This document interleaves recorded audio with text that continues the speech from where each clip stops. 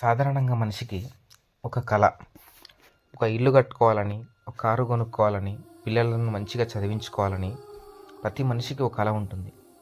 ఆ కళ సాకారం చేసుకోవాలంటే ఎంతో కొంత డబ్బు ఉండాలి. ఒక చిన్న వ్యాపారం పెట్టడం కోసం ఒక 10 లక్షల లోన్ తీసుకొని ఆ లోన్లో వచ్చిన అమౌంట్తోని వ్యాపారం స్టార్ట్ చేస్తాడు. ఆ వ్యాపారం నుంచి రెగ్యులర్గా షాప్ తెరుచుకోవడం వల్ల ఒక నెలకు 30,000-35,000 శాలరీ లాగా బిజినెస్ నడుస్తుంది. అదేవిధంగా ఎంప్లాయీస్ అయితే శాలరీ వస్తుంది. వీళ్ళు వచ్చే శాలరీని బట్టి, ఉన్న వ్యాపారాన్ని బట్టి, వచ్చే లాభాలను బట్టి ఓ ఇల్లు కానీ, ఓ కారు కానీ కొంత కొనుక్కోగలగడం చేస్తుంటారు. సో ఆ లోన్ కట్టడం క్రమంలో ఈఎంఐ స్టార్ట్ అవుతుంది.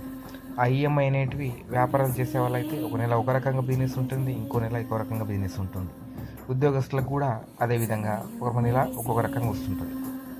సో ప్రైవేట్ ఉద్యోగస్తులు, ఎంప్లాయీస్, వ్యాపారస్తులు ఇలా ఈఎంఐ స్టార్ట్ అవుతుంది వాళ్ళ కళల కోసం. కళలతో పాటు ఈ అప్పు కట్టడం కోసం ఒక నెల తక్కువ ఉండి అట్టుండి ఇంట్లో ఉన్నటువంటి సేవింగ్స్ను కొంత తీసుకొచ్చి ఈఎంఐ కడతారు. ఒక నెల ఇంట్లో ఉన్నదాన్ని దాచిపెట్టిన దాన్ని కట్టి, ఒక నెల వ్యాపారం దాన్ని కట్టి, వ్యాపారం నుంచి వచ్చే లాభాల ధర కట్టి, ఈ రెండు సరిపోక క్రెడిట్ కార్డు వాడుతుంటాం. క్రెడిట్ కార్డు నుంచి వచ్చేటువంటి ఈఎంఐలు ఇంకో నెల కడుతుంటాం.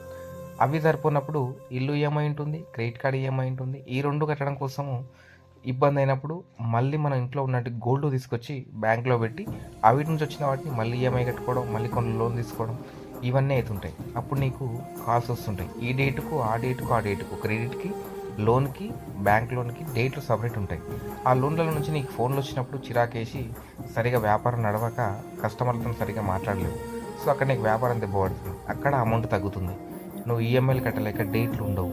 సో నీకు వచ్చే ఈఎంఐ డేట్లు మాత్రం మానవు, అవి కంటిన్యూ కట్టాల్సి వస్తుంది. ఆ డేట్లు మిస్ అయినప్పుడు నీ సిబిల్ స్కోర్ తగ్గుతుంది. నీ సిబిల్ స్కోర్ తగ్గడం వల్ల నీకు ఇంకో దగ్గర లోన్ రాదు.